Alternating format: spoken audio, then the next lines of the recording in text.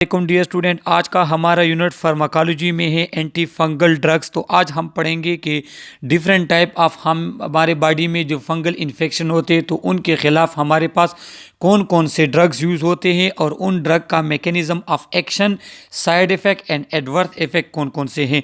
सो objectives हमारे पास हैं। Define the most commonly use category of anti fungal drug that are use to prevent and treat fungal infection, briefly discuss action and effect of selected drug category, list some of the most commonly used drug for each drug category, discuss the nursing measures, patient's education which can be taken if patient is using to treat and prevent from side effect and adverse effects। तो ये हमारे objectives थे। तो अभी हम start करते हैं fungal infection को से।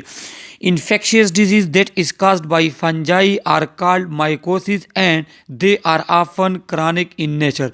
तो वो इन्फेक्शियस डिजीज़ या वो इन्फेक्शन जो हमारे पास फंजाई की वजह से हो उसे हम माइकोसिस कहते हैं। माइकोसिस वो इन्फेक्शन होते हैं जो फंजाई की वजह से हो, और study of fungi is called mycology. आपको पता होना चाहिए study of fungi is called mycology and infection that is caused by fungi is called mycosis and they are often chronic in nature. ये हमारे पास क्रॉनिक इन नेचर होते हैं। तो क्यों क्रॉनिक इन नेचर होते हैं ये आपको आगे पता चल जाएगा कि ये क्यों क्रॉनिक इन नेचर होते हैं। Fungal infection occur due to, दो रीज़न हैं हमारे पास बॉडी में फंगल इन्फेक्शन के। एक रीज़न हमारे पास क्या है, abuse of broad spectrum antibiotic.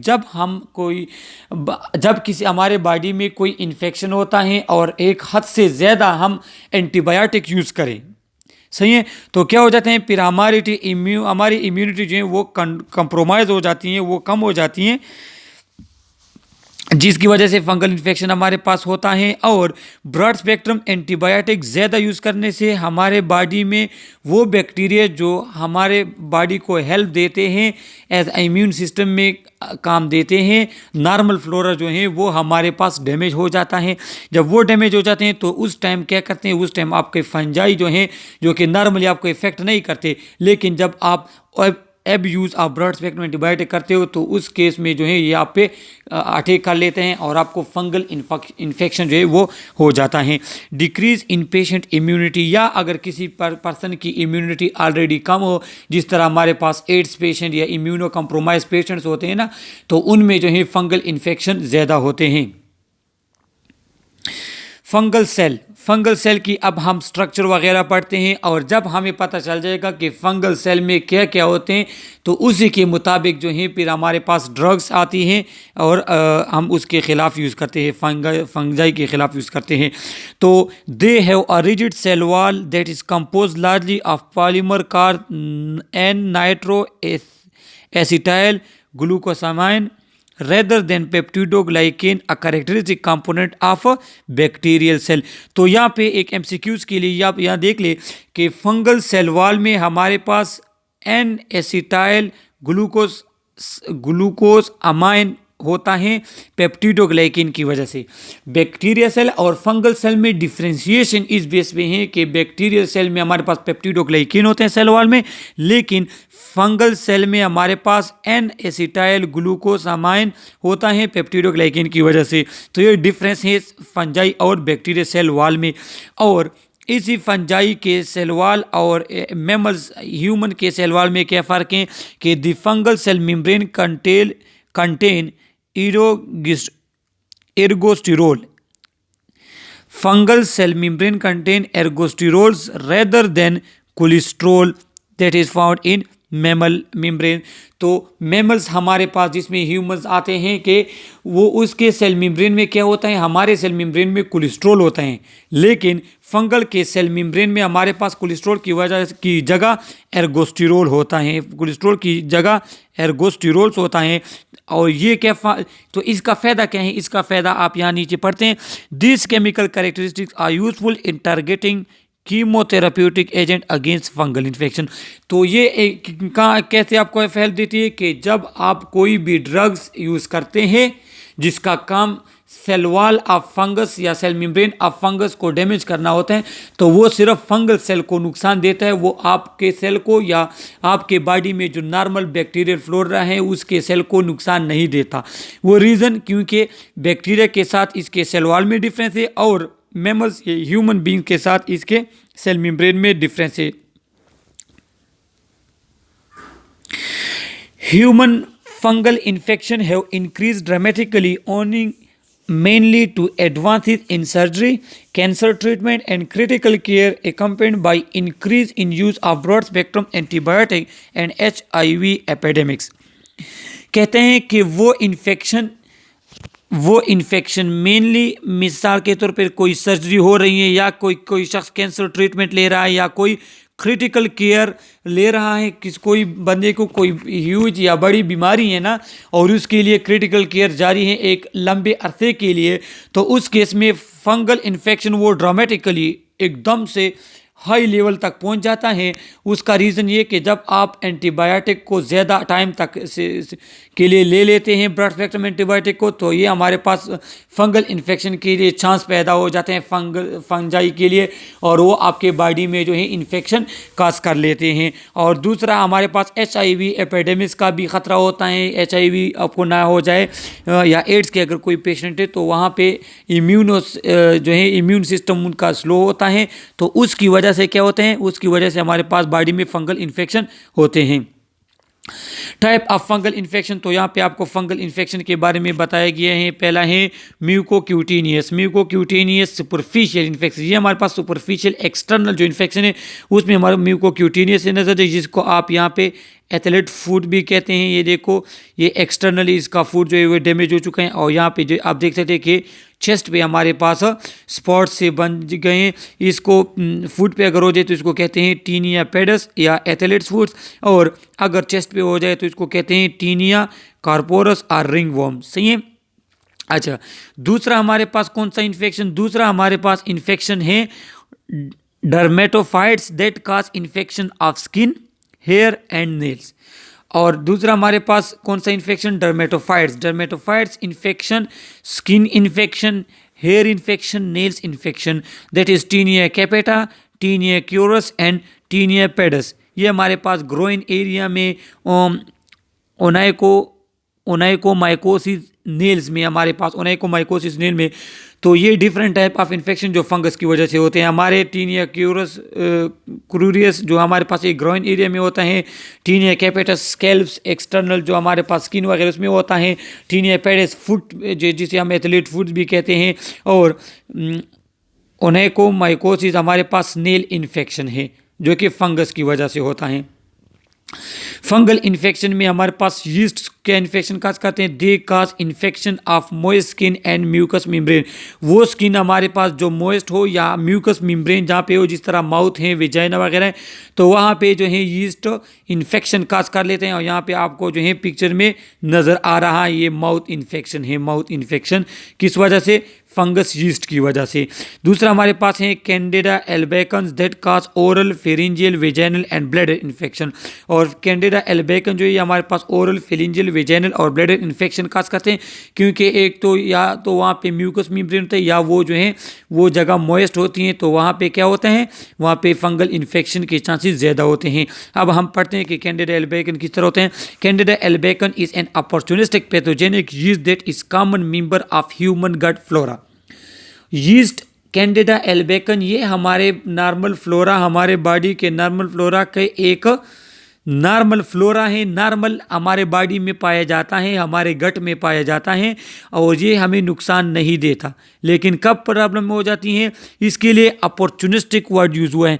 Opportunistic pathogenic हमारे पास वो चीज़ें होती हैं कि जब वो आपके बॉडी में नॉर्मली रहती हैं, लेकिन जब आपकी बॉडी कमज़ोर हो जाए तब ये आपके बॉडी पे अटैक कर देती हैं। It can also survive outside the human body, और ये यीस्ट वगैरह ये आउटसाइड ह्यूमन बॉडी भी सर्वाइव करती हैं। It is detected in gastrointestinal tract and mouth in 40 to 60% of healthy adult, और 40 से 60% ऑफ हेल्थी एडल्ट जो हमारे पास हैं उनमें ये एज अ नॉर्मल फ्लोरा उनके बॉडी में जो है गट में ये पाया जाता है। और जब हमारे बॉडी में हम कोई ब्रॉड स्पेक्ट्रम एंटीबायोटिक ज़्यादा टाइम के लिए ले या हमारा इम्यून सिस्टम में प्रॉब्लम आ जाए तो ये क्या होता है, ये पैथोजेनिक हो जाते हैं और आपके पास इन्फेक्शन काज कर लेते हैं। Type of fungal infection, systematic mycosis और fungal infection affecting internal organ. अगर सिस्टमेटिक माइकोसिस कहें कि वो जो हमारे बॉडी की किसी सिस्टम को इफेक्ट करे, इंटरनल ऑर्गन में किसी ऑर्गन को जो है इफेक्ट करे। It occur in immuno compromise patient like Cryptococcus and aspergillosis lung. तो क्या हमारे पास ये जो है इम्यूनो कंप्रोमाइज पेशेंट में ये जो है ज़्यादा होते हैं। मैंने आपको कह दिया क्योंकि इम्यून सिस्टम जो है वो अगर आपका कंप्रोमाइज़ हो जाए तो आपको जो नॉर्मल फंजाई है वो क्या वो अपॉर्चुनिस्टिक पैथोजेनिक हो जाते हैं और इन्फेक्शन काज कर लेते हैं। यहाँ पे पिक्चर में दी गई है कि aspergilloma is a fungus ball that colonized in a healed lung scar or abscess from a previous disease. अगर किसी शख्स में जो है प्रीवियस डिजीज़ है, उसे प्रीवियस डिजीज़ की वजह से उसने एंटीबायोटिक वगैरह ज़्यादा यूज़ की, उसकी इम्यून सिस्टम जो है वो थोड़ा वीक रह चुका है, तो क्या होता है वहाँ पे एस्परगिलोसिस लंग्स में जो है ये स्कार सा बन गया है। तो ये प्रीवियस लंग्स को कोई डिजीज़ हुई थी जिसकी वजह से फंगस को जो है मौका मिल गया था, उन्होंने अपना इन्फेक्शन काज कर लिया। अच्छा, ये इंतहाई इम्पोर्टेंट स्लाइड है। यहाँ पे आप देख ले कि ये सेल मेम्ब्रेन है, हमारे पास सेल वाल हैं, ये बैक्टीरिया फंजाई के सेल का सेल मेम्ब्रेन सेल वाल। यहाँ पे आपको ये चीज़ नज़र आती है, ये एर्गोस्टिरोल, ये सेल मेम्ब्रेन, इनके सेल मेम्ब्रेन में एर्गोस्टिरोल होता है और मेमल्स के सेल मेम्ब्रेन में क्या होता है, उनमें हमारे पास होता है कोलेस्ट्रॉल।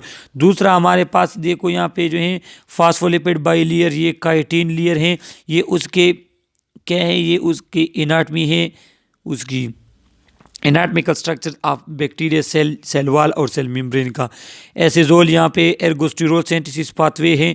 तो आगे हम जाएंगे और हम पढ़ेंगे कि एंटी फंगल ड्रग क्या क्या काम करते हैं। मैं यहाँ से आपको एक समरी टाइप बता दूं कि ये हमारे पास एंटीबायोटिक एंटी फंगल जो हम ड्रग यूज़ करते हैं, या तो वो सेल वाल ऑफ फंजाई को इफेक्ट करेगा, या उसके सेल मेम्ब्रेन को इफेक्ट करेगा, या उसके डीएनए सिंथेसिस को जो है इफेक्ट करेगा। यहाँ पे देखिए डीएनए सिंथेसिस को इफेक्ट करेगा। ये फ्लूकोटोसिन जो हमारे पास हैं, ये क्या काम करते हैं, ये डीएनए सिंथेसिस को इनहिबिट करते हैं। तो डिफरेंट एंटी फंगल ड्रग्स जो हमारे पास है वो डिफरेंट काम करते हैं, यहाँ आपको एक बाई एक हम बताएंगे। Site of action of anti fungal drug का साइट क्या है कि ये या तो हमारे पास वो क्या होंगे, या तो glucan in cell wall, glucan cell wall में हमारे पास ग्लूकान एक जो है कंटेंट है उसके सेल वाल का, उसको इनहिबिट करेंगे। या क्या करेंगे, या ये देखो अमाइनो, देखो एम्फोटेरिसिन बीन जो है nystatin bind with ergosterol and disrupt cell membrane. तो ये हमारे पास एंटी फंगल ड्रग है, एम्फोटेरिसिन एंड निस्टेटिन ये हमारे पास एंटी फंगल ड्रग है। ये क्या है, ये हमारे सेल मेम्ब्रेन के साथ उसके साथ अटैच हो जाते हैं। यहाँ पे आपको अगर नज़र आता है तो फ्लूकेटोसिन जो हमारे पास है वो क्या काम करता है, वो inhibit synthesis of fungal DNA and RNA. तो ये डिफरेंट मैकेनिज्म है जिसके ज़रिए हमारे पास एंटी फंगल ड्रग जो हैं वो फंगल इन्फेक्शन के ख़िलाफ़ हम यूज़ करते हैं। Classification of anti fungal drugs, ये क्लासिफिकेशन की दी गई है कि fungal cell wall synthesis inhibitor, वो फंजाई जो सेल वाल सेल इनहिबिट करते हैं। दूसरा हमारे पास फंजाई हैं जो क्या काम करते हैं, जो प्रोटीन जो सेल मेम्ब्रेन इनहिबिट करते हैं। उसके बाद हमारे पास डीएनए और आरएनए इनहिबिटेड होते हैं। क्लासिफिकेशन ऑफ एंटी फंगल, यहाँ पे जो क्लियर कट क्लासिफिकेशन दी गई है। देखें, पहला हमारे पास है fungal cell wall synthesis inhibition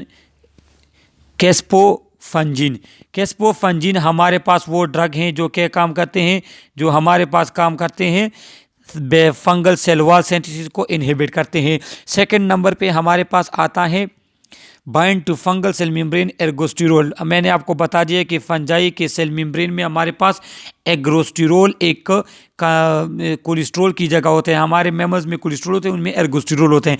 तो ये हमारे पास सेकंड नंबर में जो एम्फोटेरेसिन बी और निस्टेटीन है, ये क्या काम करता है, ये उसके एर्गोस्टेरोल को इनहिबिट कर देता है, जिसकी वजह से सेल मेम्ब्रेन की सिंथेसिस नहीं होती और फंजाई जो हैं वो डैमेज हो जाते हैं, उसकी ग्रोथ नहीं होती, वो अपने तादाद को जो है इंक्रीज नहीं कर सकता। तीसरे नंबर पर हमारे पास है इनहिबिशन ऑफ एर्गोस्टेरोल सिंथेसिस। ये हमारे पास एजोल्स हमारे पास जो क्लास हैं ये क्या काम करता है, ये क्लास ऑफ ड्रग हमारे पास काज करता है, एर्गोस्टेरोल सिंथेसिस को इनहिबिट करता है। उसके बाद हमारे पास क्या आता है, हमारे पास आता है इनहिबिशन ऑफ लेनोस्टेरोल, इनहिबिशन ऑफ लेनोस्टेरोल। ये 4 नंबर पे जो हमारे पास हमारे टर्बिनाफाइन हमारे पास या टर्बिनाफिन हमारे पास इस टाइप के ड्रग हैं जो लेनोस्टेरोल को सिंथेसिस को इनहिबिट करते हैं। 5th नंबर पे आता है disruption of mitotic spindle and inhibition of fungal mitosis. आप लोगों को पता है कि माइटोसिस नॉर्मल सेल डिवीजन है, तो ये ग्राइसोफल्विन हमारे पास जो एंटीबायोटिक हैं ये फंगल माइटोटिक सेल डिवीजन और उसमें स्पिंडल जो फॉर्मेशन होती है उसको इनहिबिट करता है। और 6 नंबर पे है न्यूक्लिक एसिड सिंथेसिस इनहिबिटर फ्लुकेटोसिन जो हमारे पास ये डीएनए या आरएनए जिस हमारे पास न्यूक्लिक एसिड से मटेरियल सिंथेसिस हैं ये उनके सिंथेसिस को जो है इनहिबिट करता है।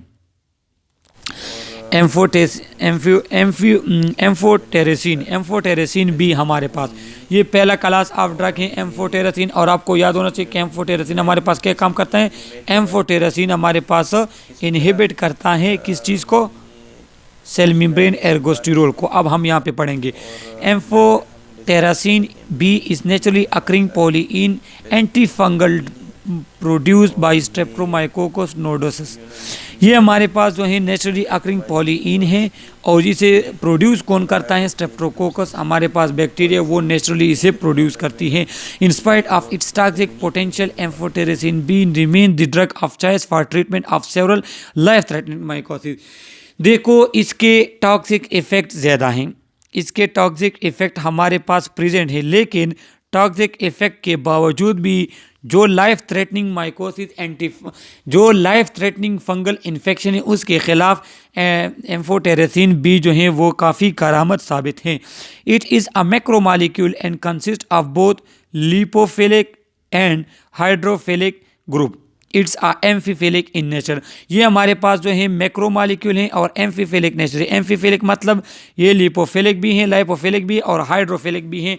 मीन्स ये लिपिड सॉल्युबल भी हैं और वाटर सॉल्युबल भी हैं। पोलर नॉन पोलर दोनों पार्ट इसमें मौजूद हैं। The amphicity of drug is responsible for its unique mechanism of action. और इसके मैकेनिज्म ऑफ एक्शन को ये जो हमारे पास कैरेक्टरिस्टिक हैं एम्फीफिलिसिटी, ये इसके जो हैं मैकेनिज्म ऑफ एक्शन को यूनिक बनाते हैं। इसके बाद फार्माकोकाइनेटिक्स भी आते हैं। पोअरली एब्जॉर्ब ओरली, ये ओरली जो है इसकी absorption very poor. It is effective for fungal infection of gastrointestinal tract.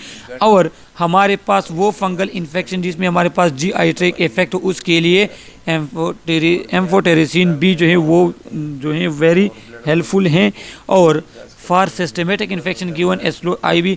और सिस्टमेटिक इन्फेक्शन अगर हो, मैंने आपको बता दिया कि कोई भी सिस्टम का अगर फैक्टर हो तो उसमें हम इसको IV स्लो देंगे, क्योंकि IV तेज़ देने से इसके साइड इफेक्ट होते हैं जो हम आगे पढ़ते हैं। Highly bound to plasma protein, ये प्लाज्मा प्रोटीन के साथ इसके बॉन्डमेंट जो है वो इंतहाई ज़्यादा हैं, इसलिए ये सिस्टमेटिक इन्फेक्शन के लिए इधर उधर जा सकता है।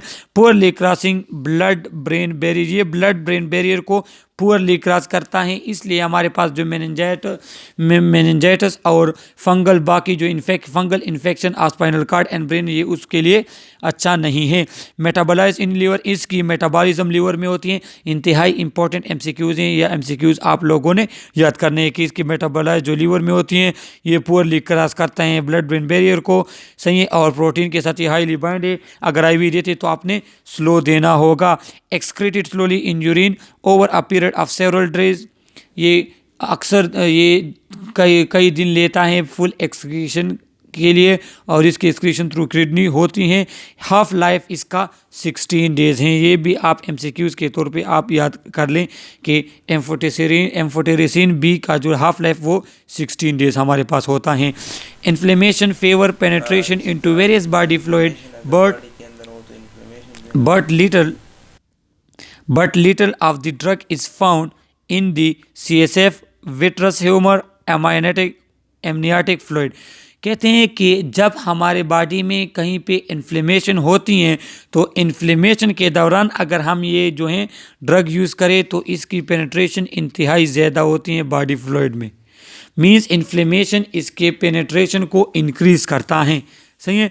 और लेकिन ये ड्रग जो हमारे पास है ये CSF में विट्रस ह्यूमर में, एमनियाटिक फ्लूइड में इंतहाई कम जाता है। However amphotericin B does cross the placenta. इंतहाई इंपॉर्टेंट है कि एम्फोटेरेसिन बी जो है हमारे पास प्लेसेंटा क्रॉस करता है, लिहाजा जो प्रेग्नेंट वुमेन है इसमें आप इसको एहतियात के साथ या बिल्कुल यूज़ नहीं करेंगे क्योंकि ये प्लेसेंटा क्रॉस करके फीटस को नुकसान पहुंचा सकता है। Accumulate in renal cell causing nephrotoxicity leading to azotemia characterised by decrease glomerulus filtrate rate, urinary output decrease हो जाते हैं, creatinine clearance and increase serum creatinine and blood urine rate. तो ये ब्लड यूरिन रेट और serum creatinine level को increase करता है और GFR, यूरिनरी आउटपुट, क्रिएटिनिन, इन चीज़ों को जो है ये कम करता है और ये नेफ्रोटॉक्सिसिटी काज करता है जिसमें हमारे पास एक सिंड्रोम आता है जिसे एजिटोमा सिंड्रोम। ये नेफ्रोटॉक्सिसिटी एजिटोमा सिंड्रोम काज करता है। सो लिहाजा अगर कोई शख्स जो है कि रेनल पेशेंट पर्सन है तो उसमें आप ये एहतियात के साथ यूज़ करेंगे। मैकेनिज़्म ऑफ एक्शन, यहाँ पे इसके मैकेनिज़्म ऑफ एक्शन मैंने आपको बता दिया कि एम्फोटेरेसिन जो हमारे पास हैं इसके दो पार्ट हैं। एक इसका पार्ट जो हमारे पास हैं, एक यहाँ पे आप इसका पार्ट देख लें, इसका पार्ट हमारे पास जो ये हैं hydrophilic part. Hydrophilic part water absorbable, तो ये क्या करता है, it form pore in the cell membrane. ये cell membrane fungal cell membrane में पोर क्रिएट कर देता है, सही है। और लिपोफिलिक पार्ट जो है वो क्या का वो bind with ergosterol and bi lipid layer. और ये क्या है, ये हमारे पास एर्गोस्टेरोल के साथ बाइंड होके लिपिड बाई लेयर और एर्गोस्टेरोल के साथ बाइंड होता है। तो हाइड्रोफिलिक ने पोर्स बना दिए फंगल सेल में और ये एर्गोस्टेरोल्स और लिपिड के साथ मिल गया, बाई लिपिड लेयर के साथ मिल गया।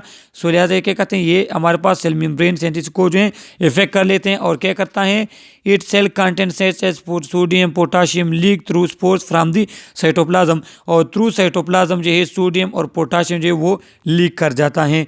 फंजीसाइडल एक्शन, और ये हमारे पास फंजीसाइडल एक्शन होता है क्योंकि ये सेल मेम्ब्रेन में होल्स बना देता है क्योंकि एर्गोस्टेरोल को ब्रेकअप, तो अगर सेल मेम्ब्रेन में होल बन जाए तो सेल से हमारे पास सोडियम पोटाशियम ये लीक हो जाते हैं और वो फंजाई जो हैं वो ख़त्म हो जाती है, डेड हो जाती हैं। Mechanism of action, it is selectively fungicidal drug. ये हमारे पास सेलेक्टिव फंजीसाइडल ड्रग है। सेलेक्टिव फंजीसाइडल का मतलब ये है कि ये सिर्फ फंगस सेल को डैमेज करता है और ह्यूमन सेल को कुछ नहीं कहता। Disrupt fungal cell membrane by binding to ergosterol, so alter permeability of cell membrane leading to leakage of intracellular ions and macromolecule cell death। क्या करता है कि ये हमारे पास एर्गोस्टेरोल के साथ बाइंड होकर सेल मेम्ब्रेन को ब्रेक करता है, उसकी परमेबिलिटी को इफेक्ट करता है, जिसकी वजह से हमारे पास इंट्रासेलुलर मैक्रोमॉलिक्यूल आयन जो है उनकी वो जो है रिलीज स्टार्ट हो जाती हैं सेल से और फंगल सेल हमारे पास डेथ हो जाती है फंगल सेल की। यहाँ पे आप देख लें कि ये amphotericin B interact hydrophobically with the ergosterol. ये थ्रू हाइड्रोफोबिक एक्शन एर्गोस्टेरोल के साथ मिलता है और थ्रू हाइड्रोफिलिक एक्शन ये हमारे पास सेल मेम्ब्रेन में पोर्स बनाता है और फिर क्या होता है कि फिर हमारे पास यहाँ पे जो है पोटाशियम और स्मॉल मॉलिक्यूल वो लॉस हो जाते हैं और सेल की डेथ हो जाती है हमारे पास। Adverse effect, immediate reaction, infusion related toxicity. Immediate reaction इसका हमारे पास अगर इन्फ्यूजन आप दे रहे हैं तेज़ी के साथ तो क्या होगा, आपको टॉक्सिसिटी हो सकती है। फीवर जो है इसके साथ फीवर होता है, मसल स्पाज्म, वोमिटिंग है, हेडेक, हाइपोटेंशन होती हैं। कैन बी एवॉइडेड, इसको आप किस तरह अवॉइड करेंगे, स्लोविंग द इन्फ्यूजन को स्लो लगाएं। डिक्रीज द डेली डोज को जो है आप कम करें and pre medication with antipyretic, antihistaminic और कार्टिकोस्टेरॉइड। हाँ, अगर इसके साइड इफ़ेक्ट में क्या होते हैं कि आपको पता है कि इसको जो है टेम्परेचर इसका इंक्रीज़ होगा, एंटीहिस्टामिनिक इसके साथ जो है एलर्जी वगैरह हो सकती है, तो आप क्या करेंगे, तो आप स्टार्ट में अगर इसको प्री मेडिकेशन दे दें और उसके बाद जब आप इसको ये ड्रग देंगे तो वो एडवर्स इफेक्ट वो इसके कम होंगे। और इम्पॉर्टेंट एमसीक्यूज ये हैं कि टेस्ट डोज आपने इस ड्रग का यूज़ करना है। टेस्ट डोज हम इसलिए पर्सन को देते हैं कि हमें पता चल जाए कि ये पर्सन जो है ये रिएक्टिव है कि नहीं, सही है, इसलिए हम फिर टेस्ट डोज, अगर टेस्ट डोज जो है वो हमारे पास नेगेटिव आ जाए, मीन्स वहाँ पे कोई स्वेलिंग वगैरह ना हो जिस जहाँ पे आपने टेस्ट डोज दिया हुआ है, तो तब आप ये ड्रग यूज़ करेंगे। स्लोअर टॉक्सिसिटी जो है इसको स्लो हो जाती है। Most serious it's renal toxicity nearly in all patient, ये हमारे पास रेनल टॉक्सिसिटी काज करता है मैक्सिमम पेशेंट्स में।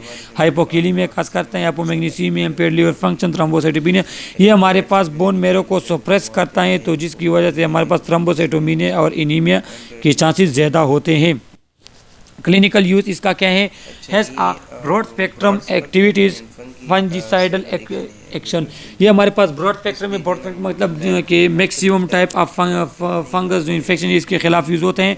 इसका एक्शन फंजीसाइडल इन्फेक्शन है। The drug of choice for life threatening mycotic infection, life threatening mycotic infection इसके लिए ये ड्रग ऑफ चॉइस हैं। Also for chronic therapy and preventive therapy of relapse, ये क्रॉनिक अगर कोई फंगल इन्फेक्शन है या जो है पहले से अगर आप किसी को प्रिवेंट कर रहे हैं फंगल इन्फेक्शन, तो उसमें आप ये यूज़ करेंगे। इंटेस्टिनल कैंडिडियासिस, अगर किसी को इंटेस्टिनल कैंडिडियासिस हो गई है उसमें आप इसे यूज़ कर सकते हैं। टॉपिकल डिजीज़ यूज़ कर सकते हैं, फेब्राइल न्यूट्रोपेनिया, लेशमीनिया जो है हमारे पास एंटी प्रोटोजोवल डिजीज़ है, लेकिन उसमें भी आप जो है इस ड्रग को यूज़ कर सकते हैं।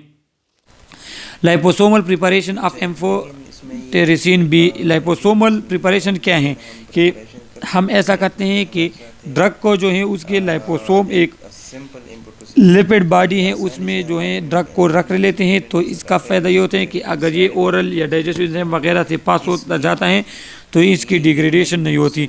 Amphotericin B is packed in lipid associated delivery system to reduce binding to human cell membrane, ये क्या काम करते हैं कि इसको हम थ्रू लाइपोसोम के साथ अटैच कर लेते हैं ताकि binding to cell membrane of human, means human cell membrane के साथ इसकी बाइंडिंग जो है वो कम से कम हो जाती है, प्रिवेंट हो जाती है।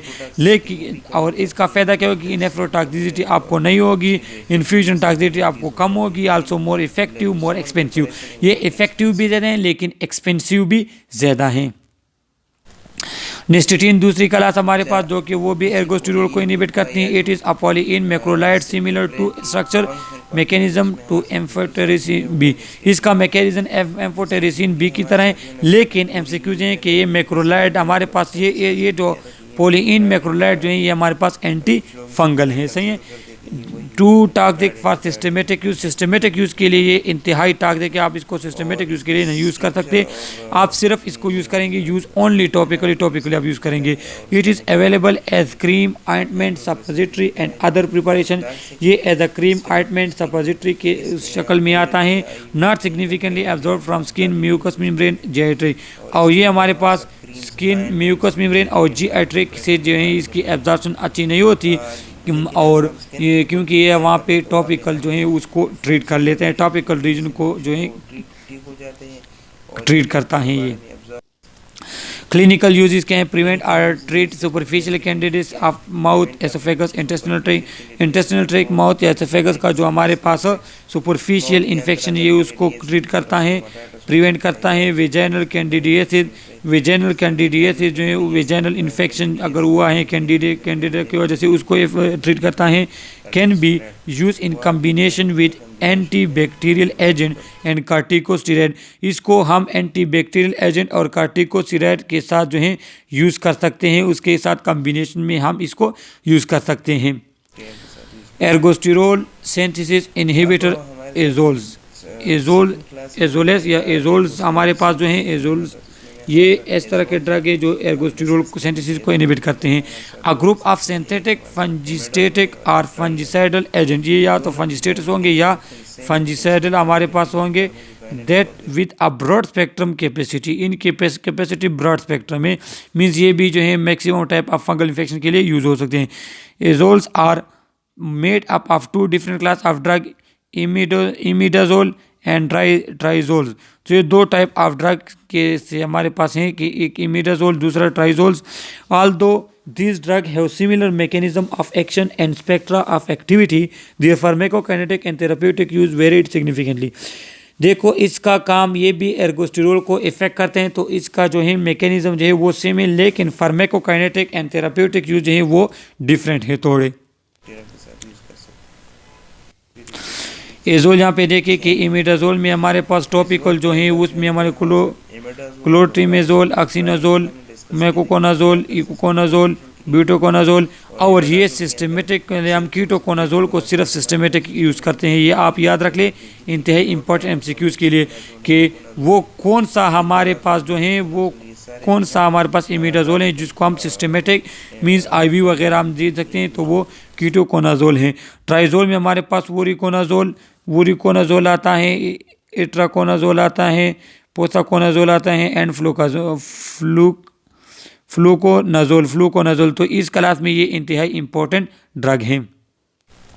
एजोल मैकेनिज्म ऑफ एक्शन क्या है कि it inhibit the fungal cytochrome P44 enzyme, ये इस एंजाइम को इनहिबिट करता है जिसका नाम अल्फा डीमेथाइलेज है, which is responsible for converting lanosterol to ergosterol. देखो हमारे पास लेनोस्टिरोल की एक्सचेंज होती हैं, ट्रांसफ़र होता है एर्गोस्टेरोल में, लेकिन एजोल क्या काम करते हैं वो इस एंजाइम को जो है इफेक्ट कर लेता है।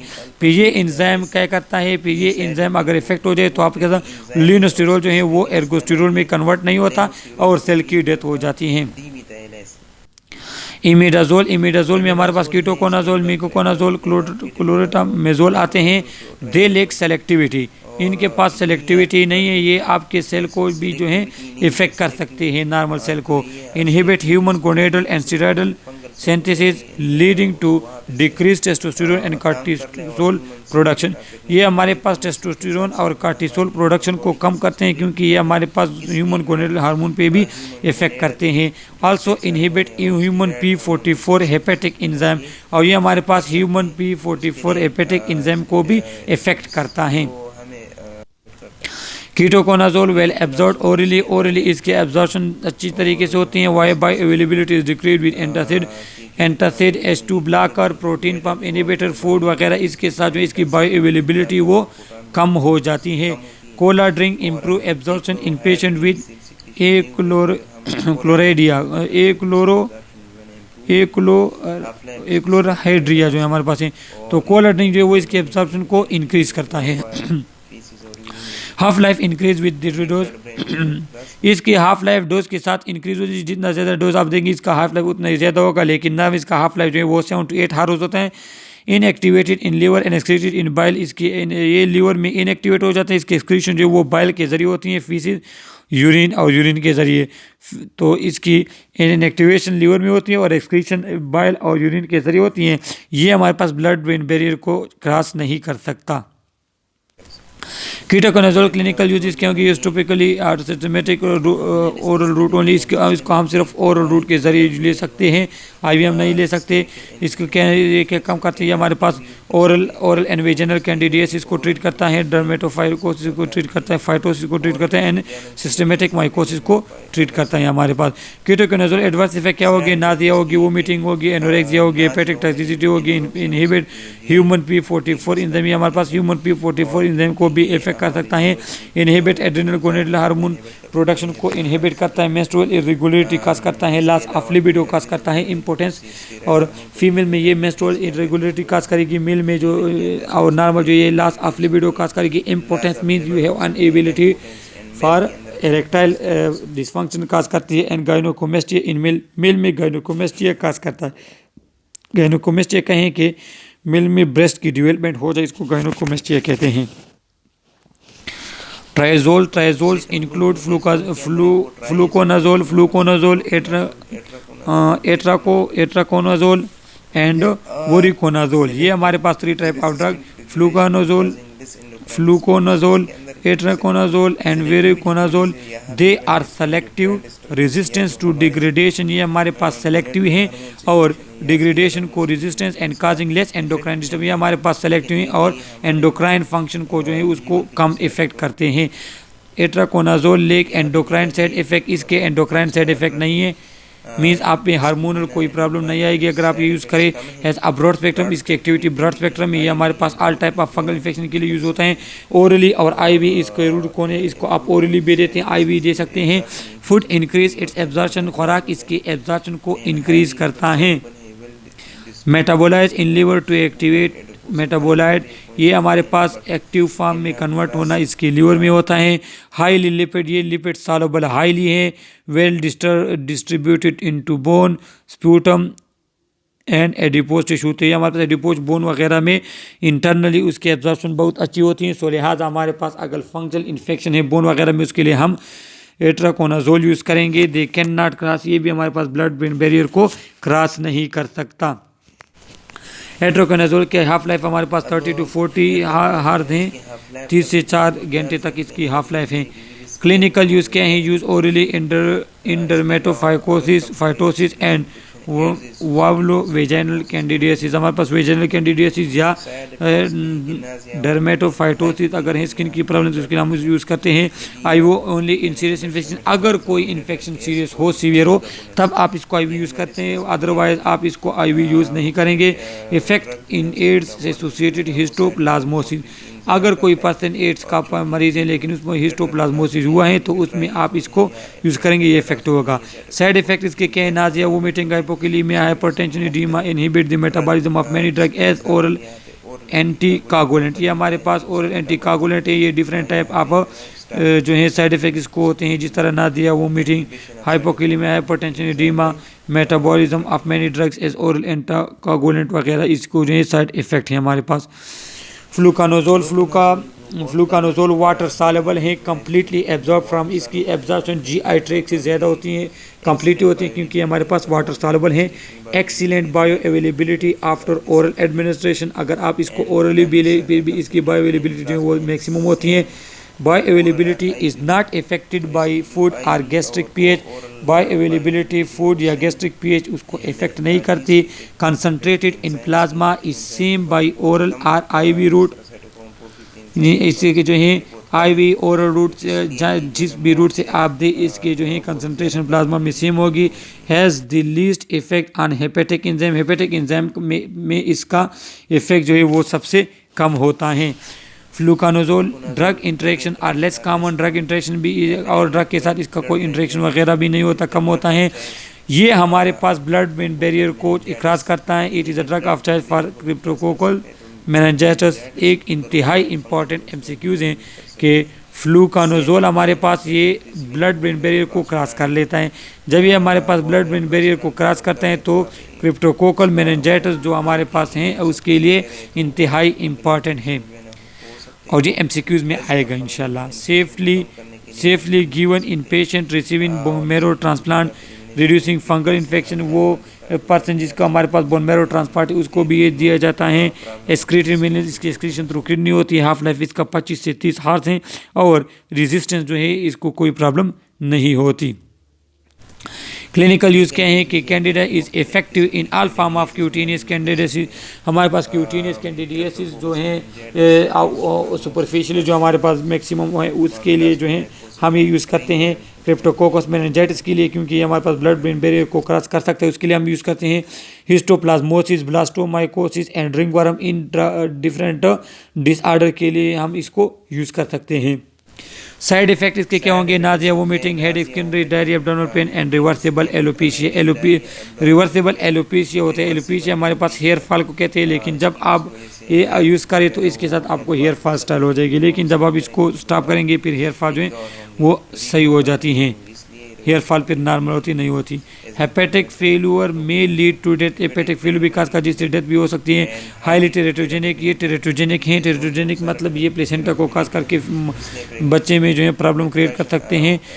इनहिबिट साइटोक्रोम P40 450 हमारे पास जो 450p 450 हमारे पास साइटोक्रोम से ये उसको इनहिबिट करता है। एंडोक्राइन साइड इफेक्ट इसके नहीं है, ये इसका मेन पॉइंट है कि इसमें हमारे पास एंडोक्राइन मीन्स ये हार्मोनल डिस्टर्बेंस क्रिएट नहीं करता। इनहिबिशन ऑफ लिनोस्टिरोल सिंथेसिस, ये हमारे पास लिनोस्टिरोल सिंथेसिस को इनहिबिट करता है। और इसमें कौन से ड्रग हमारे पास आते हैं? टर्बिनाफाइन।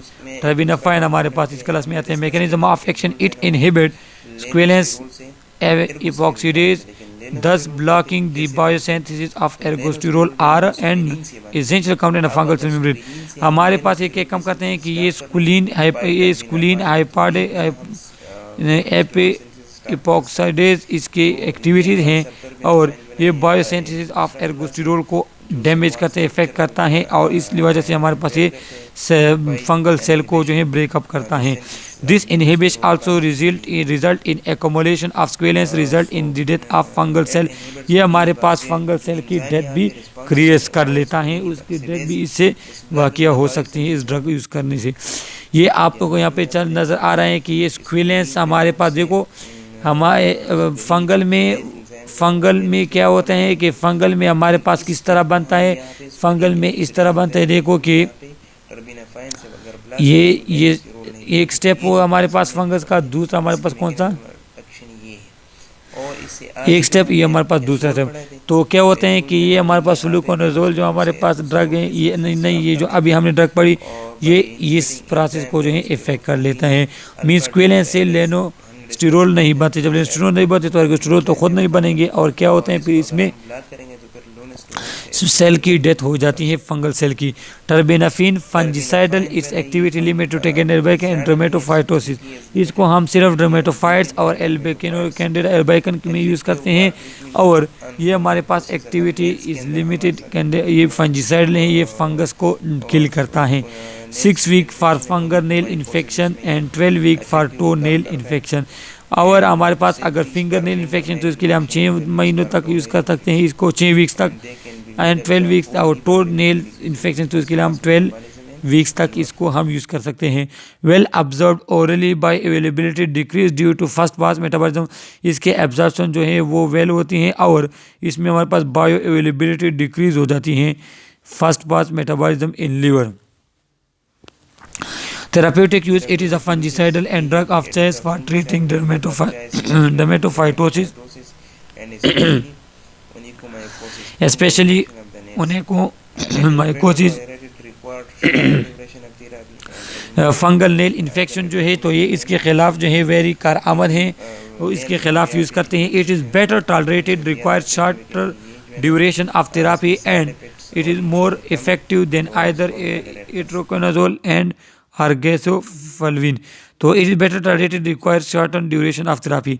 ये इसकी टॉलरेशन ज़्यादा है तो लिहाजा इसके आप जो है शॉर्टर ड्यूरेशन ऑफ थेरापी, आपके लिए एक ड्यूरेशन नीड होगा इसके थेरापी के लिए। And is more effective than other, और ये जो बाकी दो ड्रग है इससे ज़्यादा इफेक्टिव है हमारे पास।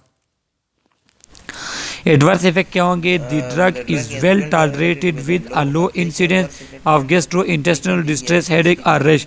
हमारे पास जो है इसकी टॉलरेशन वेल होती है लेकिन इसके साथ इंसिडेंस होता है गैस्ट्रो इंटेस्टिनल डिस्ट्रेस और हेडेक का, और रेश इसके साथ पड़ जाते हैं। प्रेगनेंसी में आप ये यूज़ नहीं करेंगे, it is contraindicated in pregnancy.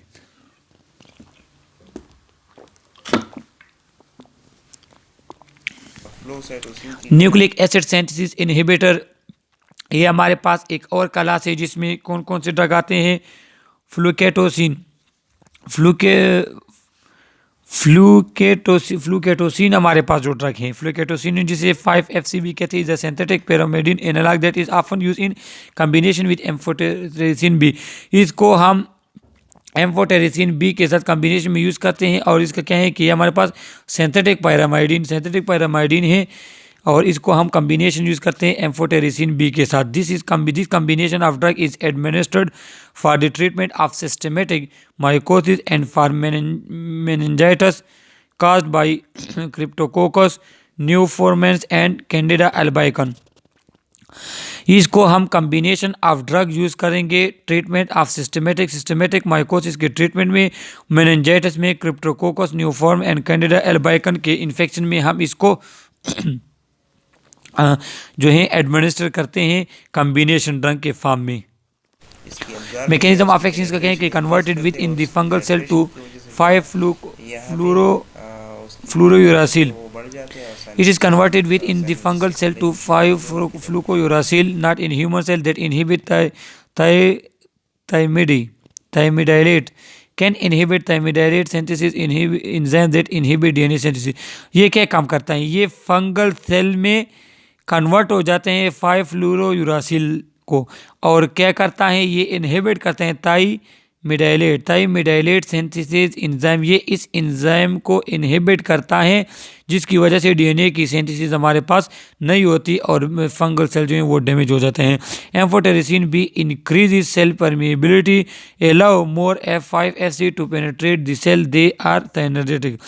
तो कहते हैं ये साइनर्जेस्टिक हैं। साइनर्जेस्टिक क्या होता है? साइनर्जेस्टिक हमारे पास अगर यहाँ पे दिए गए कि अगर हम एम्फोटेरिसिन बी के साथ इसको यूज़ करें तो एम्फोटेरिसिन बी के कम करता है, वो सेल की परमिएबिलिटी को इंक्रीज कर देता है, और फिर 5-FC की पेनिट्रेशन विद इन सेल जो है वो ज़्यादा होती है, इफेक्ट होती है। सो लिहाजा ये साइनर्जेटिक हैं एम्फोटेरिसिन बी को।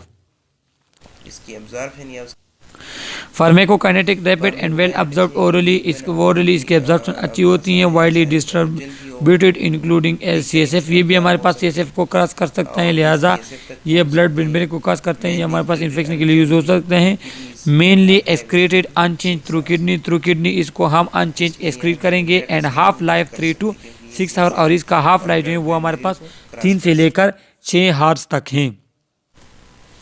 क्लिनिकल यूज इसके हैं कि severe deep fungal infection as in meningitis, इसकी फंगल इन्फेक्शन सीवियर डीप होगी, generally given with amphotericin B. Amphotericin B के साथ हम इसको देते हैं for cryptococcal meningitis in 8 patient. अगर कोई एड्स का पेशेंट है तो उसमें हम क्रिप्टोकोकल मेनिंजाइटिस में हम इसको यूज़ करते हैं, क्योंकि ये हमारे पास CSF को क्रॉस कर सकता है।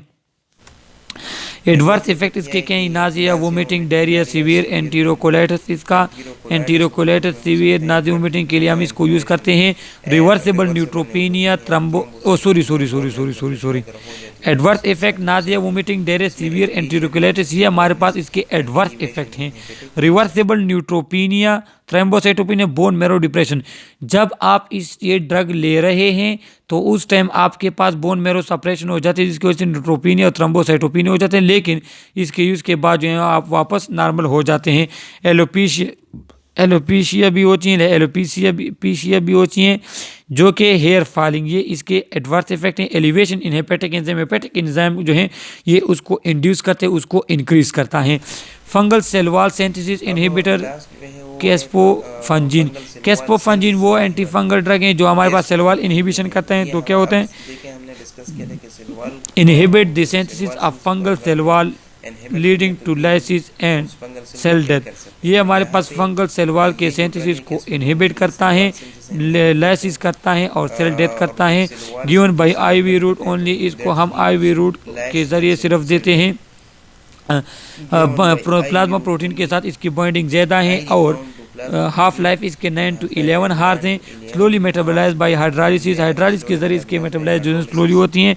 एलिमिनेशन इसकी 50% यूरिनरी सिस्टम के ज़रिए और 50% थ्रू फीकल रूट के ज़रिए इसकी एलिमिनेशन होती है। सही है।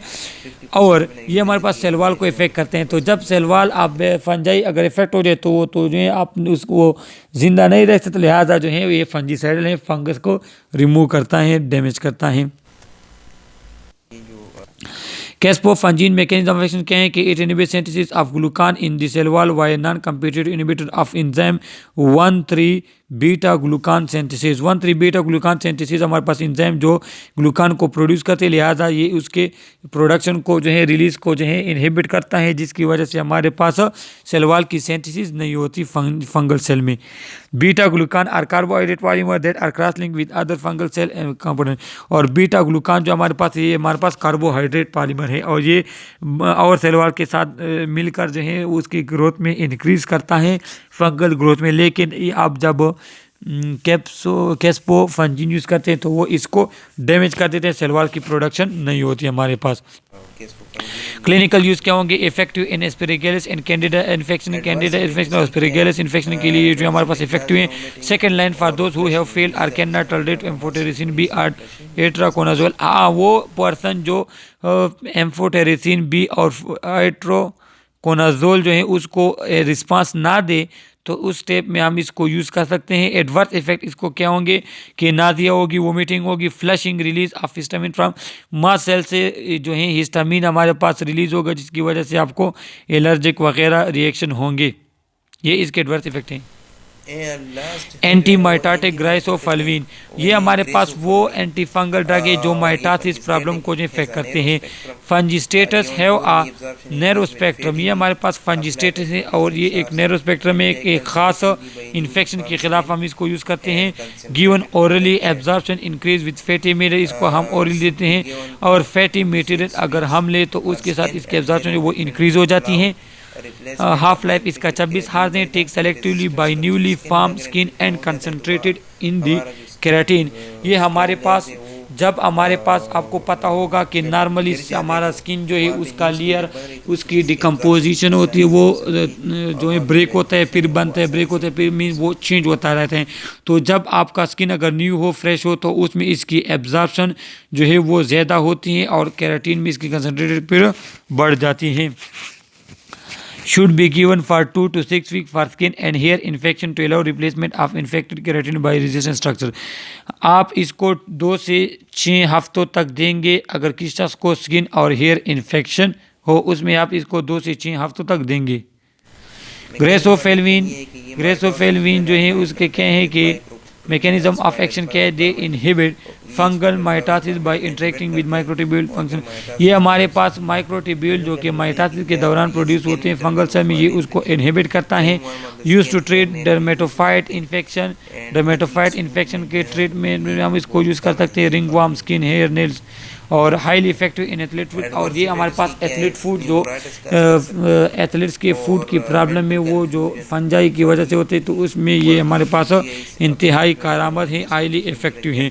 एडवर्स इफेक्ट क्या होंगे? पेरिफेरल न्यूराइटिस होगा, मेंटल कन्फ्यूजन होगी, फटीग होगी, वर्टिगो होगी, GIT अपसेट होगा, इंजाइम इंड्यूसर ब्लड विजन, तो ये इसके हमारे पास एडवर्स इफेक्ट है। इंजाइम इंड्यूसर से कहते हैं कि एक्टिवेट करेगा मैक्सिमम इंजाइम को। नर्सिंग कंसिडरेशन क्या होगी? एसिस्ट फॉर द डिक्टेशन, आपने कंट्राडिक्टेशन के लिए मायर करना है। Obtain culture of the infected area जो है उसका कल्चर जो है आपने अपटेन करना है ताकि उन्हें आपको डॉक्टर वगैरह को पता चल जाए कि ये किस फंजाई की वजह से है। Instruct patient for correct method of administration to improve effectiveness and decrease risk for drugs. आप लोगों को पता हो कि हमारे पास डिफरेंट एंटी फंगल ड्रग हैं, एंटी फंगल ड्रग है हमारे पास, डिफरेंट एंटी फंगल ड्रग है जो या तो हम उसको ओरल लेते हैं तो कुछ को हम IV लेते हैं। सो लिहाजा आपने रूट देखना है, एडमिनिस्ट्रेशन देखनी है कि किस टाइप एडमिनिस्ट्रेशन के साथ जो है उसकी इफेक्टिवनेस जो है वो इंक्रीज होगी। Advice patient to stop the drug if severe risk, अगर कोई एलर्जिक वगैरह रिस्पांस होता है तो उस केस में आपने ये ड्रग स्टॉप करने होंगे। Monitor patient response to therapy, patient को जो है थेरापी की तरफ आपने उसको रिस्पांस देना है। Resolution of anti fungal infection, monitor for adverse effect, आप एडवर्स इफेक्ट भी मॉनिटर करेंगे कि जो भी ड्रग यूज़ करें तो आपको उसके एडवर्स इफेक्ट का पता होना चाहिए। ये हमारे पास रेफरेंस है। तो ये आज का हमारे पास एंटी फंगल लेक्चर है। अगर आपको कोई क्वेश्चन वगैरह हो तो आप थ्रू कमेंट्स हमसे पूछ सकते हैं। Okay, thank you.